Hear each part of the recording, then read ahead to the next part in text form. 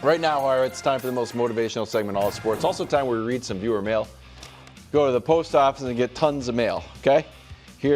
I'll sum up what's been happening. Dear Wildes, plainly, we need more Jackson Blade. Cheers, Ryan and Brian. Tell me about it. Greg, do you want to tell the story, bro? No. We were just saying how good of an actor Brew was.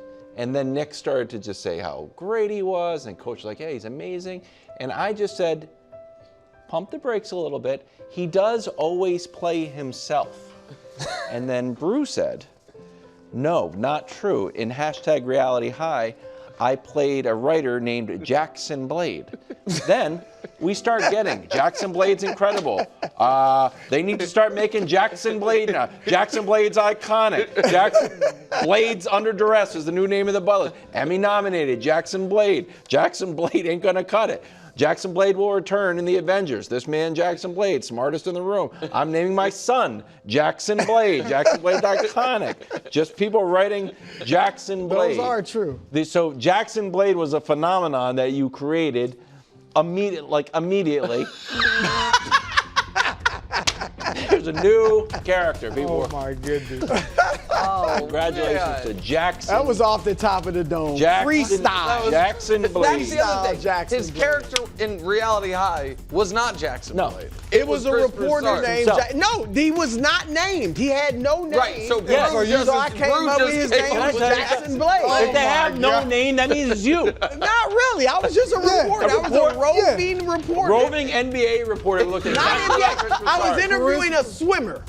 A swimmer. Yeah. So I wasn't the NBA. I've Did never they have to interviewed a change your wardrobe? You're like, just wear your normal Nah, I clothes. wear my normal. Yeah, Chris Broussard. All right, number 3. Thank you, fans, for all that Jackson. Jackson All Blade, right. thanks you.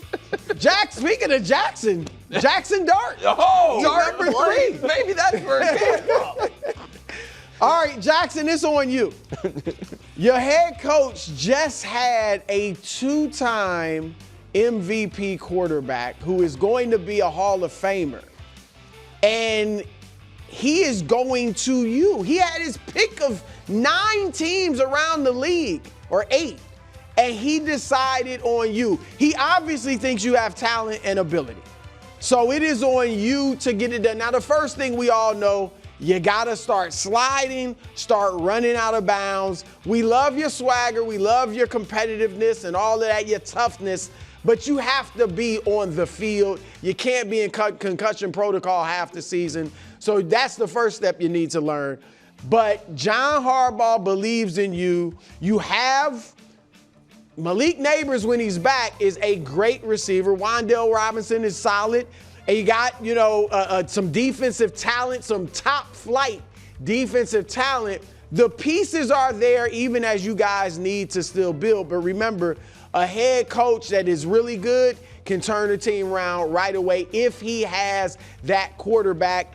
And we'll see if you're that quarterback. If you are that guy, then this thing can turn around quickly and you can become a real star in New York. And remember, in your second year, anything's possible. We have 3 second-year quarterbacks playing in the final 8. 3. Caleb Williams, who was being criticized a year ago. He's in there. Obviously, Bo Nix. And C.J. Stroud is a 3rd-year quarterback in the final 8. So next season could be a year for you, Dart. I am open to the possibility of you being their franchise guy. Wow. All right. Like we with Purdy. Yeah, You're open open to to the possibility. Number 2, Bo Nix. Wow. Bo, you're like the forgotten man. That's true. You were the first. You were the one with all the comebacks. But nobody remembers that. That's right. Because Caleb Williams, a classmate of yours, came out last year's draft, has been so spectacular with these late comebacks. Everyone has forgotten that you've been doing this your whole whole career. Bo Nix has 8 fourth-quarter comebacks, guys, and 10 game-winning drives in his 2-year career. That's tied. 10 game-winning drives is tied for the most in the NFL since he got in the league. Lamar Jackson and Jalen Hurts each only have 13 for their career, and you've got 10. Joe Burrow has 9 for his whole career, and Caleb now has 7. That's way behind you with your 10. So you are the man. Now, you can get back the spotlight, Bo, for your class if you beat Josh Allen. You beat Josh Allen, you are golden, man. Everybody's kind of been, you're the weak link, the defense is great and all this and that, Sean Payton. What about you? You beat Josh Allen and you will start to get some shine, Bo Nix. And here's the other thing. Buffalo beat you last year in the playoffs, crushed you, 31-7. You had a great second half of the season, but didn't play well in that game. You don't play well in this game, there starts to become a little bit of a narrative, right? Can he deliver in the postseason? And you don't want the Bills being in y'all head. Correct. Like, now they beating us twice. I'm 0-2 against Josh Allen. Can we beat the Bills? They'll be in your head going forward. You don't want that. So, Bo, good luck.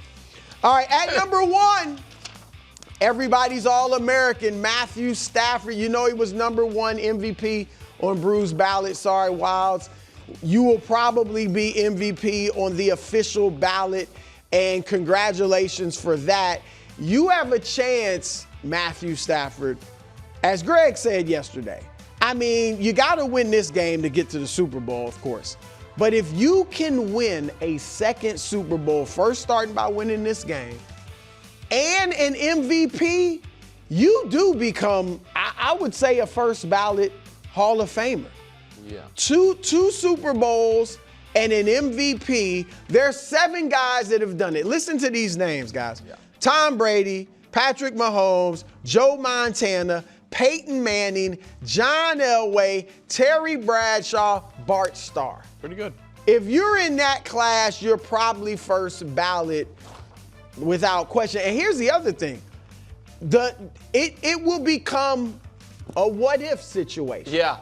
Right? Like, if you win 2 Super Bowls in 5 years in LA, people will be like, we saw his numbers in Detroit that were fantastic. Mm-hmm. What if he had been at that time, the Lions were not really a legitimate franchise. Not legitimate, but not very good. What if he had been in a really good franchise or a good franchise? What would he have done? You got the individual numbers. You're right. This would make you huge. I mean, his whole thing is Justin Herbert defense for 2030. Well, Matthew Stafford was in a bad franchise for a decade. He got Harbaugh, so I don't think Danny's going to have that, or Justin's going to have that excuse. But and conversely, if you lose this game, now you have 1 Super Bowl, probably 1 MVP. I mean, that's in question. But, and I'm not even trying to be funny, and I don't hold this. I don't belittle the championship at all. I don't belittle the Super Bowl.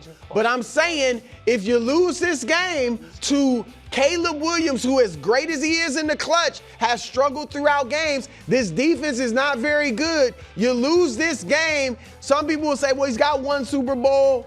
Courtesy, somewhat courtesy of Jaquaski's heart. Nobody says that. I'm just saying. You're the only guy. So you still may make, if you get the MVP, you may make the Hall of Fame, but it's just not certain. Nope. So go ahead, disperse of Danny Parker's Chicago Bears in the wind and the cold and all of that. Get your MVP, maybe get your Super Bowl. And then, so either you got a legacy GOAT conversation or did he even win a Super Bowl? No. I give him credit. I'm just saying there will be those out there that those people. Everybody's All-American. I believe it. Well done, bro.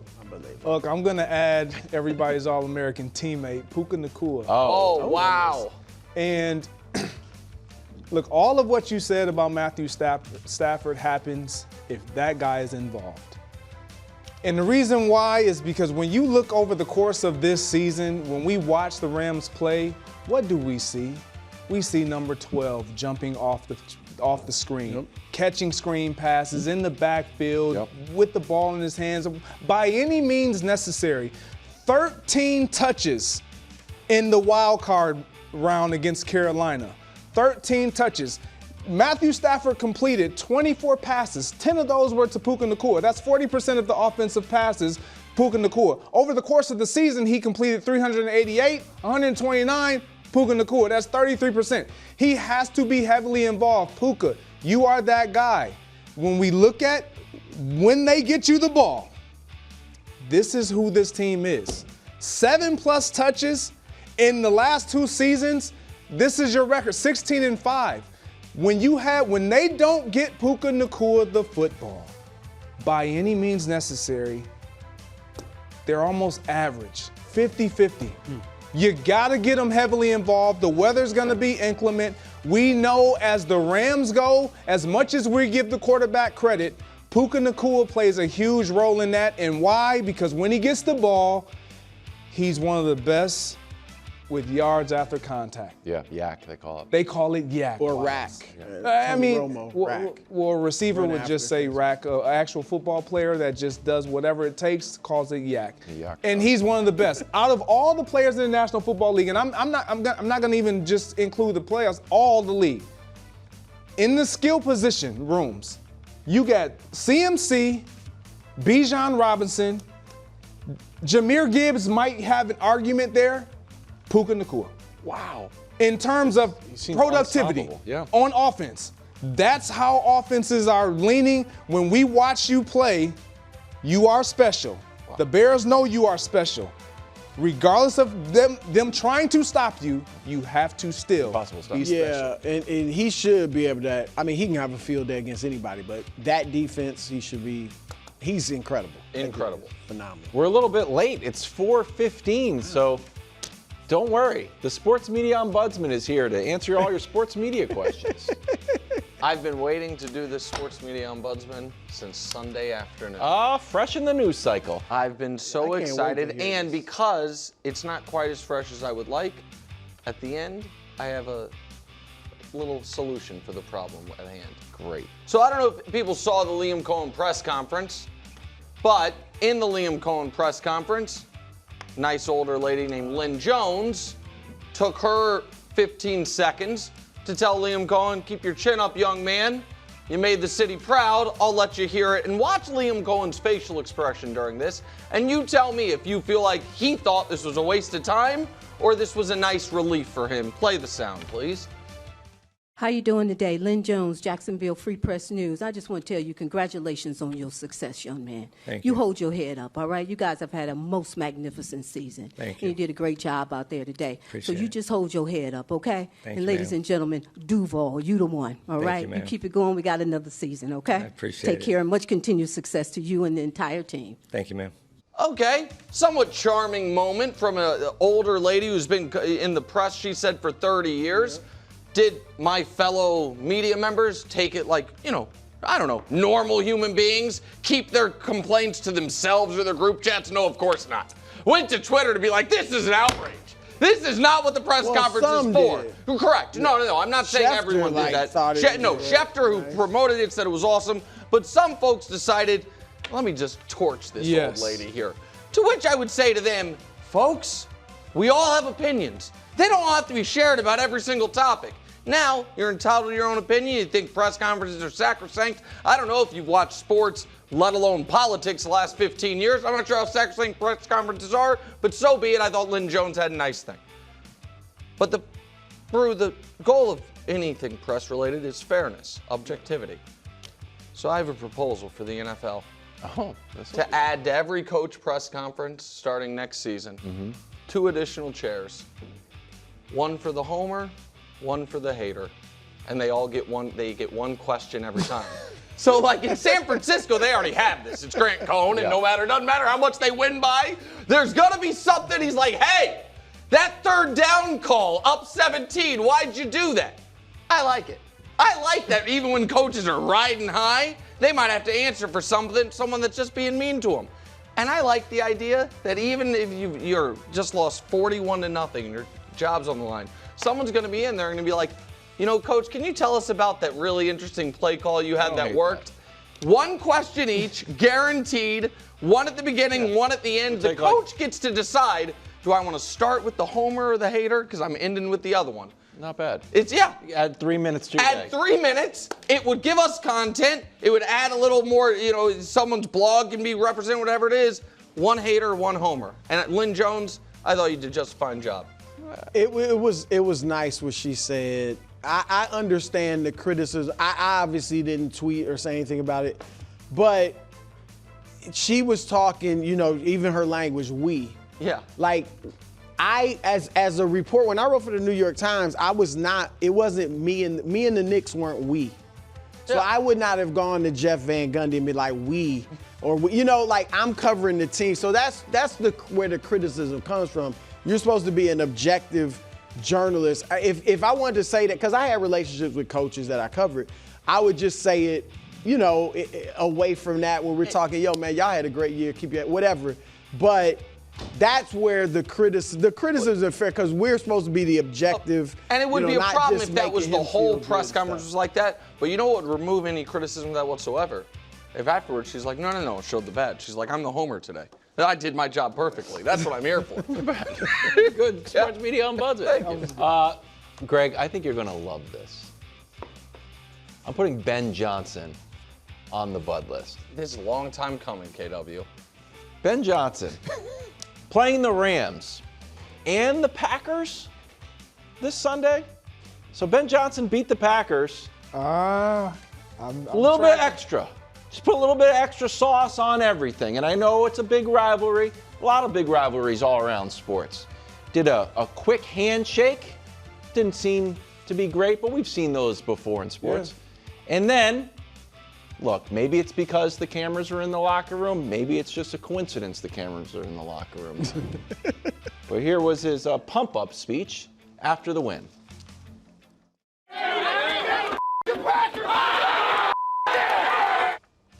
Okay, hey, sure.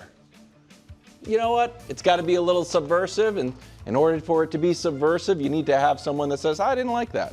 That's my role. I didn't love it. So I think a lot of people thought this feels a little extra. Ben, are you sure the emotions get away from you a little bit? Following day, he said this.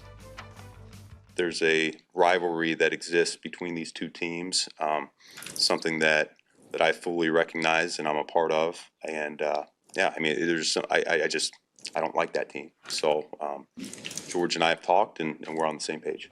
Okay. Now, I think it would be strange if Matt LaFleur did that. I think it would be a little bit unbecoming of the Packers. So Ben Johnson's going up against Sean McVay, and what do you know? Sean McVay is buddies with Matt LaFleur. So Sean McVay maybe put in a call to Matt LaFleur, and maybe Ben Johnson is now coaching against two head coaches. And by the way, the Packers' roots run deep. Davante Adams said, you know what? I still got all the Packers jerseys at the condo. So here's Sean McVay. Maybe Matt LaFleur is helping him, maybe he's not. And Davante with Kay Adams. Take a listen. What would you guess? No, you know what? We watch the tape, we do our work, and you know, Matt is a very close friend of mine. Once a Packer, always a Packer. But I'm doing this for the Rams, though. Unfortunately, this is not for the Packers people. But if they get something from it, you know, then you know I love that as well. I'm just saying, maybe Ben Johnson poked the Packers bear and thought the Packers were dead. Looked up and said, "Oh no, I've got Sean McVay and Davante Adams over there." Greg, does that theory? I love this. Okay. I love this because look, if I'm in that Bears locker room and my head coach says what Ben Johnson went on to say, I love it. But if I'm not in that Bears locker room and I am on that side, like Davante, once a Packer, always a Packer, and I just feel like now, that's how you feel. You gonna get that work every time we see you. There's nothing we can do. I don't care what the score is, it's not enough. You getting it every time. But that's for Packers-Bears matchup, It right? is. Not so much for But this game against the Rams. even to Davante's point, you hear that and it just hits you. Like, don't get me wrong, we respect it. Yeah. Because if we were in that locker room, we would love it. But we not in that locker room, and we were a part of the other one. So you know what? I'm still playing. I'm Davante. Yeah, let me. We inside the 5? Come on. You know what time it is. I hope. Hey, Jalen Johnson, I hope you got your releases dialed in because he's going to give you all what you don't need. Thanks for watching. Subscribe here to get more from the show and to check out clips from other shows on FS1.